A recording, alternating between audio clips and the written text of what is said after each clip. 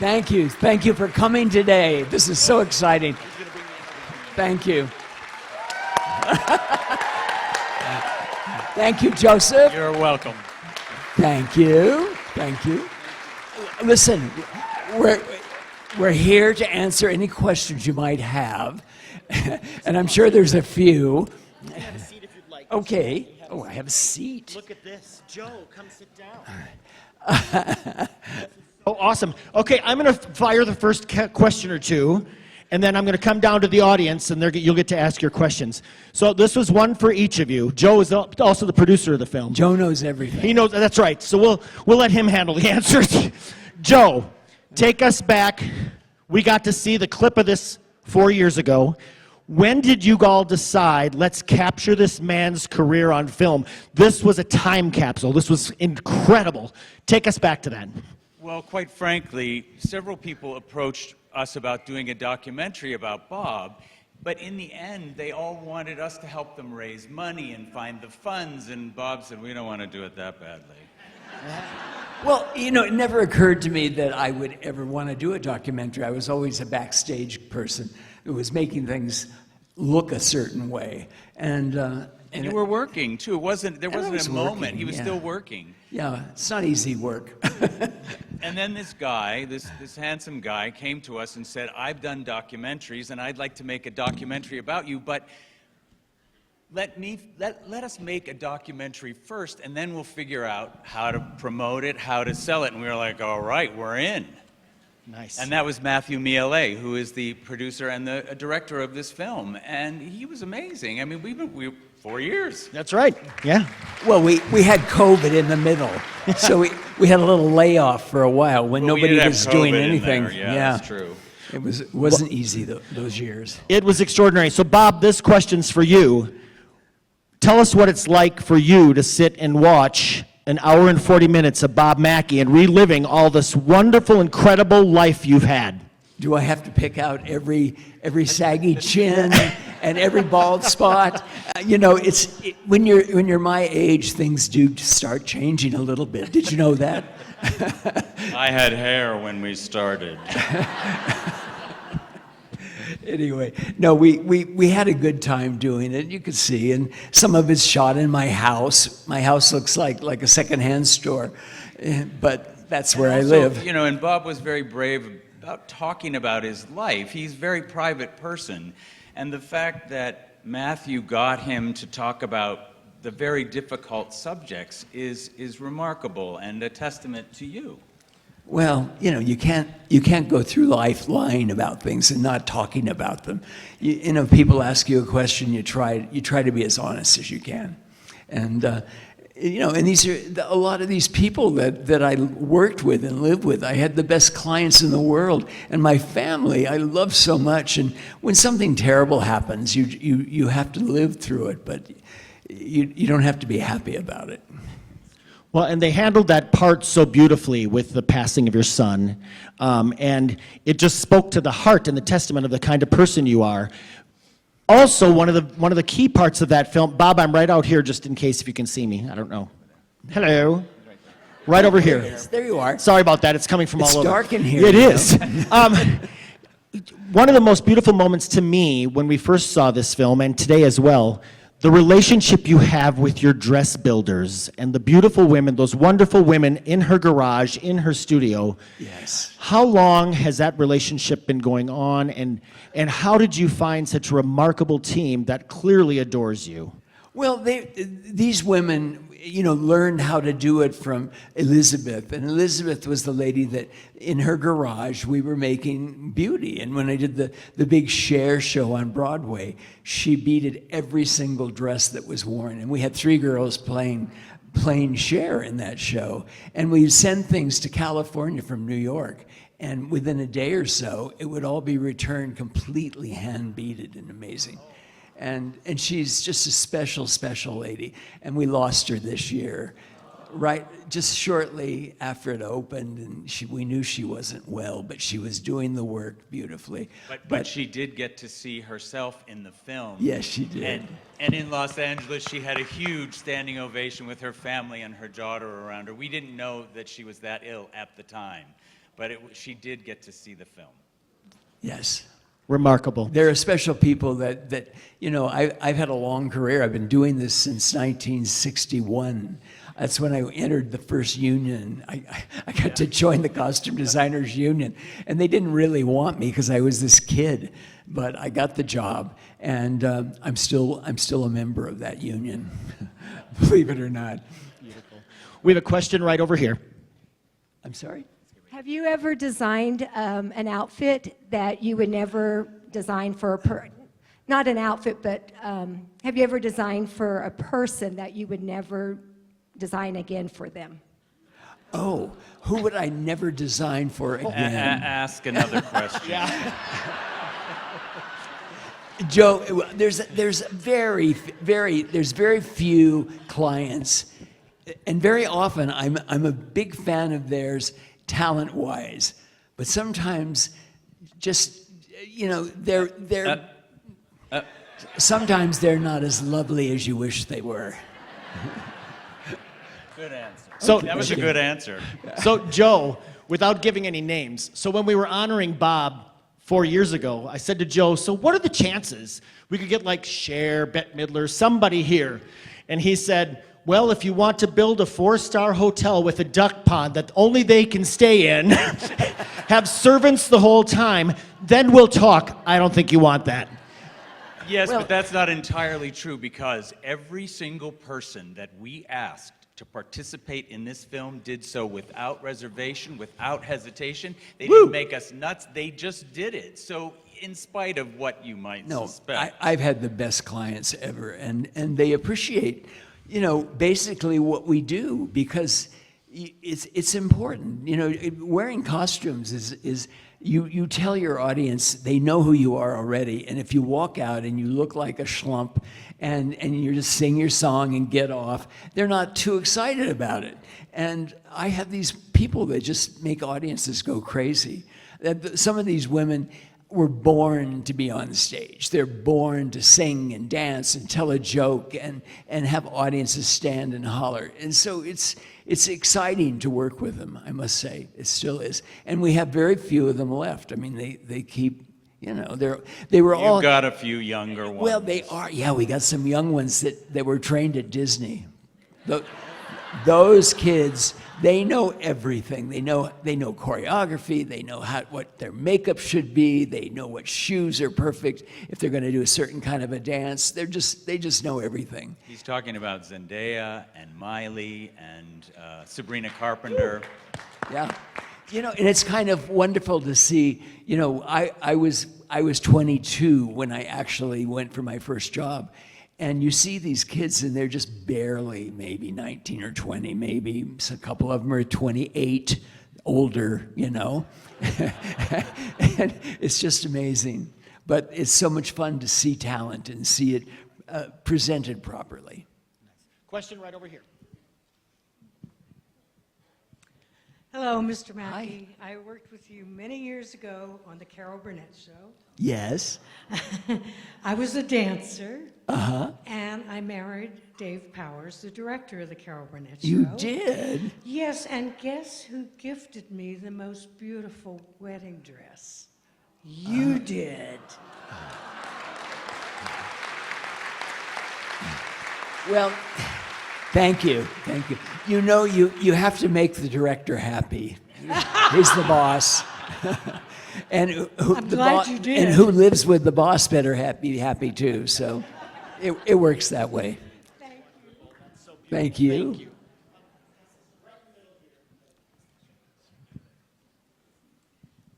Hi, my name's Hi. Andrea. I'm a big fan of yours. Have always been. I'm from Brazil, so also love Carmen Miranda and all the carnival outfits. And one of my questions, I actually have two, but one of my questions is, how much of that carnival idea and all the feathers and the sequins, were you inspired a little bit by carnival and all those plumes? And then the second question I have is, I know you do everything from hat to shoes to clothing. Have you ever collaborated with like Philip Tracy, let's say, on a project With who? Philip Tracy. Oh, Philip. No, I Yeah. haven't, but I'm a fan. A lot of these amazing people that make beautiful costumes, beautiful clothes, hats. Right. A good milliner is just the most important person when you're doing costumes for a show.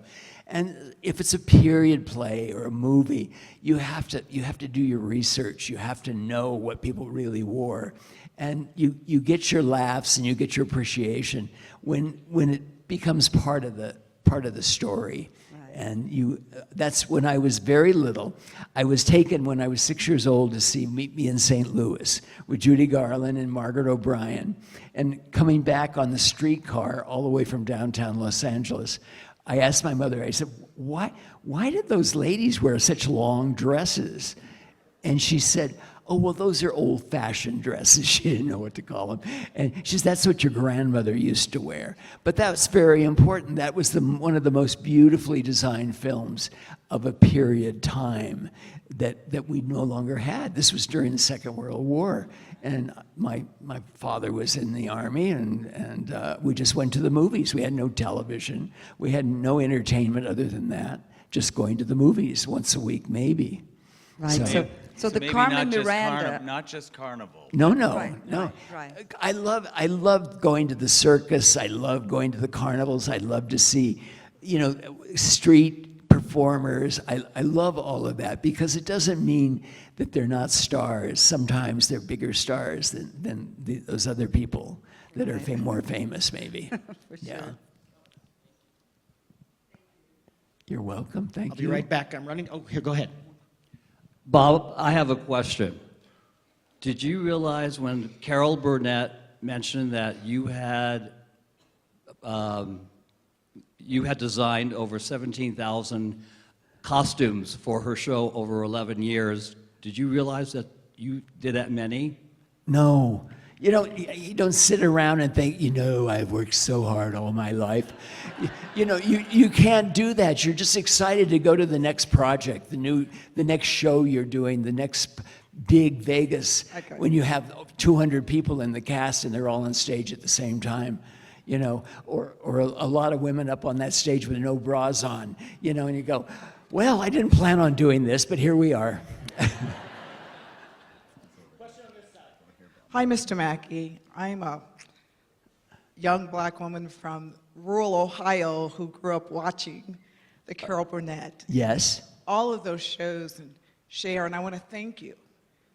Thank you so much for inspiring a generation of empowered young women to dress, to create, to design, and be bold in their step. And my question is, so if I learn how to sing and dance, I'm sorry? and become very famous, Oh, if you I learn learn how to sing well, and dance, if you're a good singer and you're a good dancer and could you design my dress? we'll see. We'll see's pretty good. Hi, Bob. I was going to ask you, what you do, it's a true art form. You are an artist. And I think in many cases, when an artist produces work, it's conveying and communicating a message to the masses. What was the message that you were hoping to share with the world through all of your designs? Well, I never thought of it like that. I just wanted to be part of show business. And I would go to see these movies constantly. I love Technicolor films. Oh, you're over here. I'm talking to a nobody. Yeah, sorry. It's just one of those things, and I wasn't sure what I wanted to do until I saw An American in Paris, when I saw that ballet at the end of the film, which was so beautifully designed and so exciting. And it was all inspired by French Impressionist paintings from turn of the century, and that is in the film itself. And it just made me say, I could do that. I can figure those things out. And I've never had any trouble since. But he really meant what he said in the film, and I think I can speak for you here. Go ahead.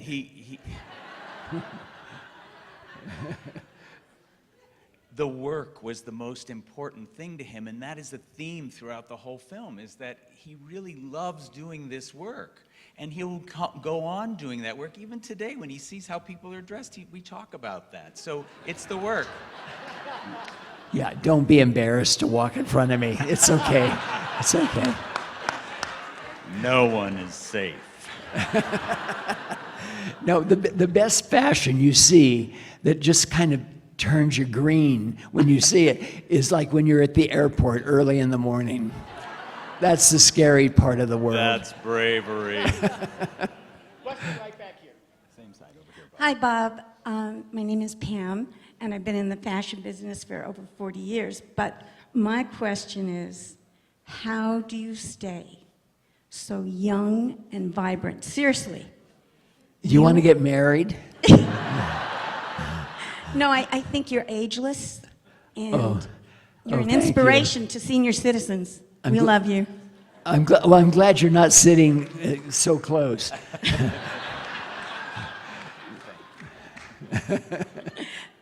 No, do you have an exercise routine or something special?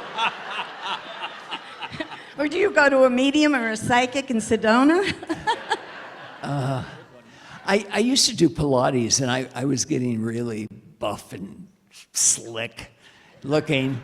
But then I got some big jobs, and I sort of forgot to do it anymore. So this is how it ended up. Sorry. Yeah, center balcony. So your style, everything is so unique, and so that your creativity. Have you developed any kind of a mentorship program or apprenticeship or university-based teaching program to help ensure that your creativity will continue? Well, Joe's going to answer this one. He's For 28 anxious. years, Bob has been a senior class mentor at an Otis School of Fashion in Los Angeles.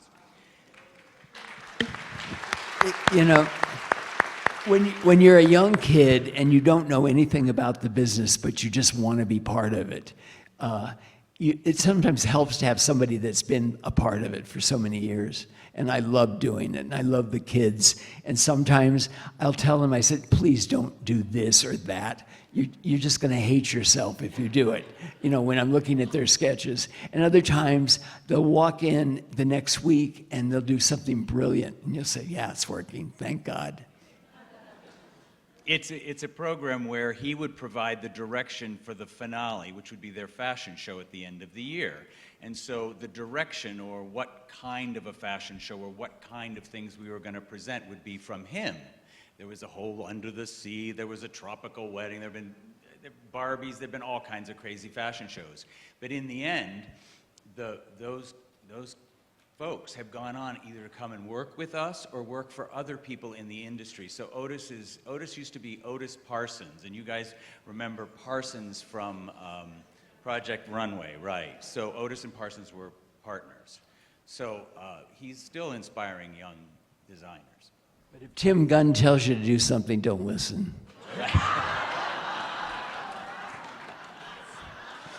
Dead. Sorry, Tim. Question here by the steps of the balcony. Good evening, and thank you for coming Yes. back. I'll admit that I'm old enough to have seen the original broadcast of the Gone with the Wind sketch. Now, this doesn't involve the personalities, but what was the most challenging design? Not because of as I say, because of the person involved, but just coming up with a concept, coming up with the idea to really get it over. What really, really challenged you? Thank you. Well, you know what? Sometimes they seem so easy, but then when you're doing it and you want to do something that's unique and different than anyone else has done before, or you've done it yourself before, and you just don't want to keep repeating yourself, you've got to think about new things. You've got to think about your audiences and what they want to see. If they've gone to see a famous star perform, when they walk out on that stage, you want to hear that gush coming out of them. They go, oh, yes, that's her. That's what she should look like. And sometimes you have to think about that, and you have to know how that person performs and what they're known for. If you're doing, in the old days, Anne Margaret was known as Kitten with a Whip. And that's how she performed. But then when you got to know her, she's the sweetest, most endearing lady ever. And she's lovely. And I have those kind of clients, with the exception of a few of those other ones. But I tell you that I work with some of the most talented people ever. And you can't believe how good they are. And sometimes they're the hardest ones to get along with. They're just nervous. You know, we're all nervous a little bit. Okay. Hi. What effect do you hope that your legacy has on young designers, or what would you like to see in modern fashion more of? I don't know. I don't know. Fashion is changing. Like right now, the theatrical world is changing. All of a sudden, we've got all these people, and I hear their name, and I say, who the hell is that? You know, you see these award shows, and they walk out, and their name pops up, and you think, am I supposed to know who that is? You just don't. I just don't know anymore. Maybe I'm just getting too old. I'm not paying attention. Who knows? It's hard now. We watch Red Carpet, of course, all the time about where is fashion going. And unfortunately, we look at the red carpet as a harbinger of what fashion is to come. And there are a lot of things that I think you don't. Oh. Yeah. Well, you know, when they say, well, my Aunt Sylvia made this gown for me, you say, oh dear, here we go. Nothing wrong with home sewing. No, there's nothing wrong. But sometimes, and then everything is hanging out in the wrong place, and that's not good. That's not good. And I should, you know, I'm the one that has done that a few times in my life. All right, hello, Mr. Mackie. Wonderful, wonderful film, and I love everything that you have done for all of these performers. But I'm wondering, is it my understanding that you dropped out of school for fashion? I did drop out of school. Okay. I was in a junior college because I'd flunked algebra and geometry, and I couldn't go to a real college. And my art teacher in that Pasadena City College, she said, you need a scholarship to an art school. This is we can't help you here anymore. You need to go where the teachers are really professional. And she helped me get my portfolio together, and I got a 3-year scholarship. Well, I was there for 3 years, but on the 3rd year, I said, I've got to get a job soon. And so I quit school. And I got my job in a couple of days, and I never stopped working since then, and that was in '61. Wow. This is actually piggybacking on that. What I was wondering is, like, where did you learn then about all the draping and how to fit things properly? Because as you said, that's the most important thing, especially for a performer. Yes. To have things moving and flowing. And so where did you learn all of that? Well, I worked with some very important people, some designers that have been doing it for a lot of years. And you learn from them. You learn, you listen, you pay attention. You don't just feel, well, I have a glamorous job and aren't I lucky? It doesn't work like that. You do the work. Got a question right here toward the back of the balcony. Hi, so this might be kind of silly, but what about men? And did you ever want to dress more flamboyantly and freely? Did I want to dress flamboyantly and freely? Is that the question? Yeah, have you? No, not really. I'm not a performer. I try to look neat and clean, and I end up looking like the principal of a high school. And you so know, I have plenty of people to dress up. And there's so many men on the red carpet, and they're in their black tux. And do you ever envision in the future men having more privilege and permission to dress differently? What do I have? They kind of already have it. Have you been looking at the red carpet? They're kind of wearing anything, brooches and Chanel suits and skirts, and they're wearing all kinds of stuff. They like to get dressed up. And next year at the Met Ball, they're doing a whole tribute in New York at the museum, Metropolitan Museum, of how black men dress and how the style that they have. And it's going to change fashion greatly, I think, when that ends up on television. Because everybody pays attention, you know, to see to see our African American men when they're really dressed. It's fantastic. We have time for one more question, and then you'll be able to, some of you will see Bob in the lobby afterwards. This is one question from back here. Good evening, Your Majesty. You are true royalty in this entertainment industry, and it's such a privilege to be here. So I thank the Film Festival and your wonderful, wonderful people who have created this era. I'm just a little bit close to where you are in terms of age. And for me, and you might be able to identify with this, people that I know and knew and worked with, younger people don't even know who they were. And so I'm asking, and this is for your production team, it would be so wonderful because this is not just your story.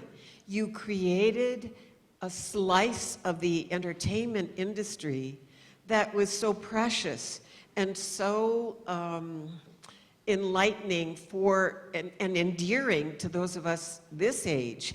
But is there any way that you can get your distribution out there in mainstream so that the rest of the world and all the generations would be able to enjoy what you have created personally and with this film and this history?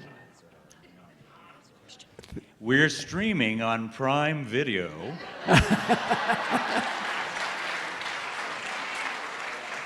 Fandango at home, Apple Plus,